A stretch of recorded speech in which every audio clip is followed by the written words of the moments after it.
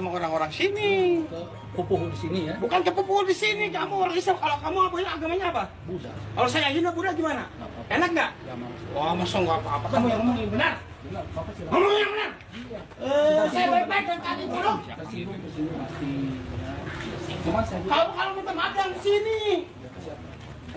Sama umat Islam. Udah kantong. Sama Ini umat Islam. sama-sama direkam. Kamu kayak itu ciri khasnya dia. Maju-maju tengah nakang.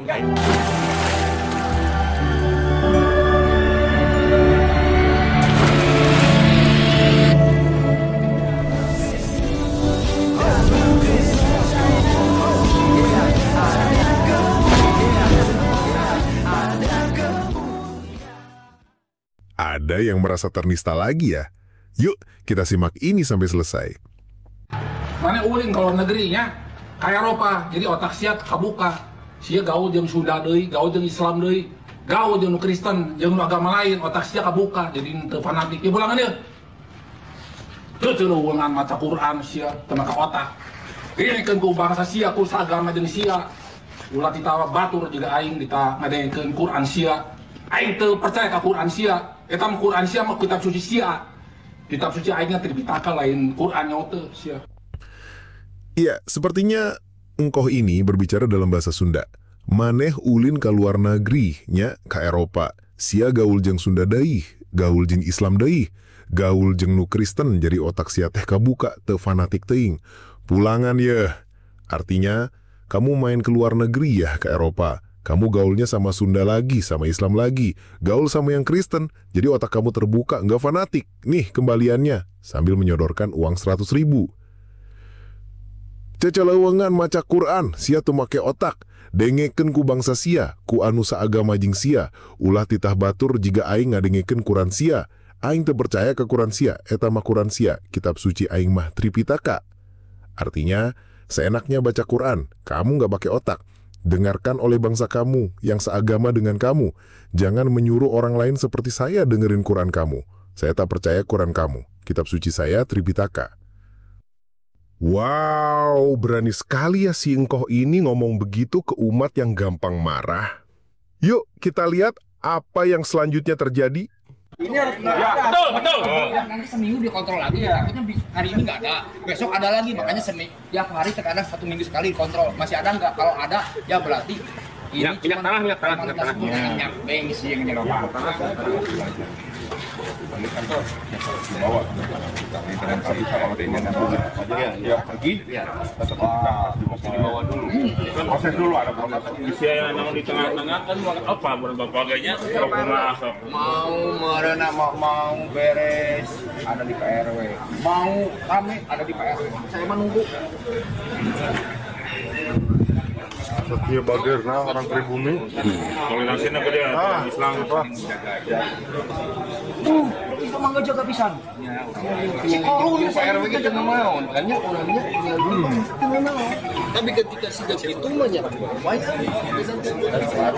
warga bapaknya pasti aman. Kan kuseragam. Terus aku bisa dikembangkan ya. ikut nama emang nggak saya diusir ya Usir ya. saya belum menjadi usir bisa ngapain kadang masyarakat Asli bener. itu kenapa KB Bukan itu kirim aja ya. mula ayeuna ulah ngomong ke unggul dia mangga apa henteu baru kita unggul orang mah Biasanya mah kudu diusir. tiga di medsos Saya bener, saya mah ada kayak pengaruh. Maksudnya apa? Kok jadi begini Pak? Bukan tinggal pengaruh naon. Udah tahu saya dulu ya. Bukan pengaruh naon. Jadi dimatiin dulu. Dia ngomong dulu ya. Apa gini Pak ya? Saya tuh agamanya Buddha, bukan Kristen. Iya. Ya. Jadi kita di Indonesia itu kan kita harus saling bertoleransi. Pak. Betul, ya. Bapak kan suka, saya mohon maaf jangan tersinggung ya. Suka baca Al-Quran. Bukan saya nggak suka, saya nggak benci dengan agama Islam. Saya hormat dengan agama Bapak ya. Tapi jangan dibacain dong. Saya naik ke atas mau jemur baju, baca Quran Siapa yang macanya? dari masjid. Aing mah itu ngaji. Jangan bilang gitu kan. Jangan langsung. Jangan. Bangsok itu. Sangeunana teuing eta ngadenge Quran. Salah tuh ya kayak percaya kakek ngaji teh. Urang lu kudu bilang. Percaya kakek ngaji teh.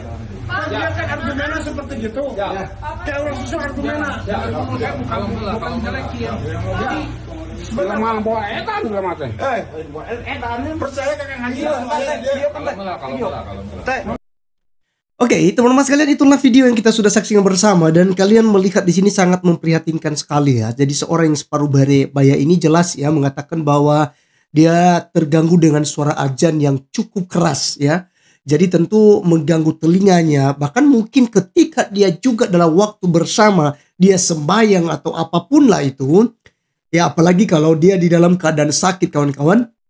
Tentu ini akan membuat dia terganggu kalau terlalu kencang suara azan dan lantunan-lantunan ayat-ayat kitab suci barangkali gitu ya. Jadi sebenarnya ya mungkin dia salah ngomong sebenarnya tadi ya. Ketika kita menyaksikan tadi itu dia katakan ya ada dibacakan ayat Al-Quran. Mereka langsung tembak di situ kawan-kawan sekalian. Mereka kejar. Oh berarti kamu tidak suka kalau dibacakan ayat Al-Quran gitu ya. Itu kan kitab suci kami gitu. Ya akhirnya mereka perpanjang itu ya.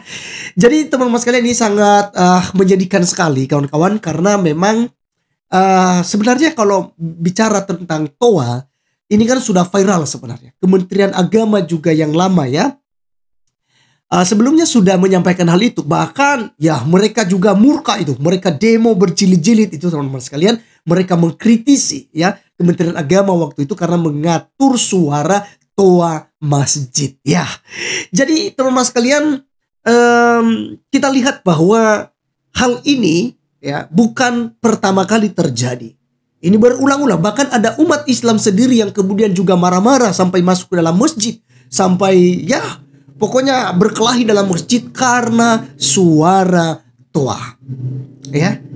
Jadi memang teman-teman sekalian sangat memang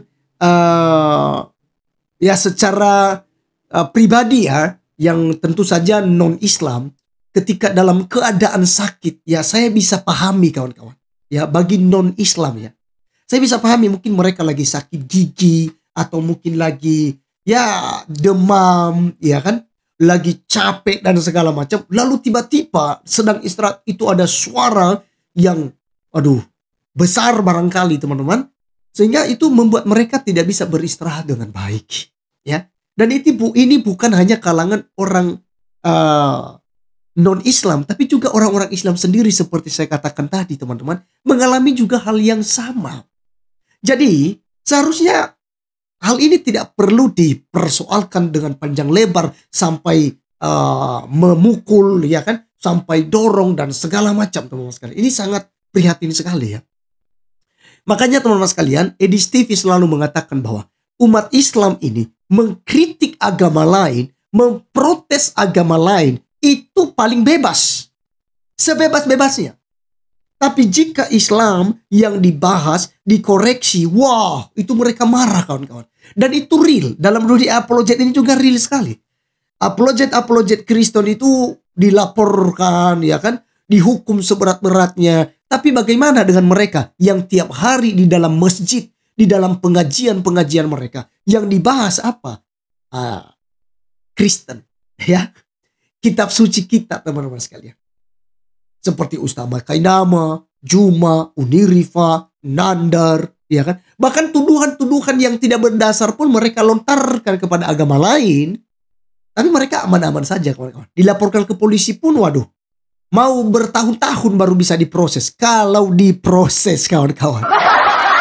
Ya, terbukti sampai hari ini kan Nora Aritonang, si Unirifa, si Juma, sampai hari ini kawan-kawan. Ya, tidak diproses hukum padahal sudah jelas sudah dilaporkan ya sebagai penista agama, bahkan dipanggil sekalipun. Ya tentu ketika ada yang mendengarkan hal ini pembela-pembela mereka, oh iya itulah kan polisi nggak bisa tangkap karena apa yang disampaikan oleh Juma kebenaran, apa yang disampaikan oleh Nirifa kebenaran, apa yang disampaikan oleh Nora Aritonang kebenaran, sekalipun itu menghina Tuhan agama lain, kitab suci agama lain. Oh itu wajar gitu. Karena memang itu sebenarnya sudah seperti itu. Karena hinalah agama lain. Itu alasan mereka, kawan-kawan. Nah, maka teman-teman sekalian, ya, daripada kita sibuk membahas mereka, ya, kita bahas Alkitab. Apa yang dikatakan oleh Alkitab dalam Roma 12 ayat 17? Alkitab mengajarkan kita begini. Ini Rasul Paulus yang menuliskan ini. Rasul yang mereka hina-hina. Rasul yang mereka itu tuduhkan sebagai rasul palsu lah, nabi palsu lah, seperti itu. Karena mereka sangat benci dengan Rasul Paulus. Justru mengajarkan hal-hal yang berakhlak, ya, hal-hal yang mulia. Seperti apa? Kita baca. Roma 12 ayat 17. Janganlah membalas kejahatan dengan kejahatan, lakukanlah apa yang baik bagi semua orang. Sedapat-dapatnya, kalau hal itu bergantung padamu, hiduplah dalam perdamaian dengan semua orang. Saudara-saudaraku kasih, janganlah kamu sendiri menuntut pembalasan, tetapi berilah tempat kepada murka Allah.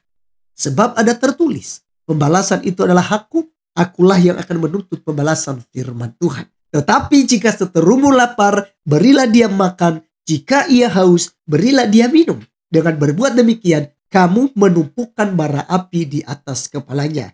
Janganlah kamu kalah terhadap kejahatan, tetapi kalahkanlah kejahatan dengan kebaikan. Wow, teman-teman sekalian, luar biasa pengajaran Rasul Paulus yang dibenci oleh mereka. Dia mengajarkan hal-hal yang prinsip dalam kemanusiaan. Tidak sedikit lapor polisi, sedikit ditangkap karena informasi, kalau nggak salah, ya, orang tua yang separuh baya ini sudah diproses, sudah ditangkap oleh pihak kepolisian, kawan-kawan. Ya. Dianggap menista agama. Ya. Jadi jelas teman-teman sekalian, justru sebaliknya yang diajarkan di dalam kekristenan, kita harus berusaha menciptakan kedamaian kepada musuh-musuh kita sekalipun. Karena Alkitab dan Tuhan Yesus mengajarkan dalam Matius pasal 5 ayat 44. Ya. Aku berkata kepadamu, kasihilah musuhmu, berdoalah bagi mereka yang menganiaya kamu. Ya, jadi teman-teman sekalian, bukan digeruduk. Ya, bukan dipenjarakan. Ya kan? Tapi yang kita lakukan adalah mengampuni, memaafkan kesalahan orang. Karena pembalasan itu adalah hak daripada Tuhan. Baik teman-teman sekalian, ya, apa komentar kalian terhadap kasus ini? Silakan tulis di kolom komentar. Tapi ingat, Anda juga harus pakai logika untuk membandingkan. Agama mana yang harus Anda pilih untuk Anda anut supaya Anda selamat di dunia dan di akhirat. Saya Arif Gula undur diri, sampai ketemu di video berikutnya. Salam.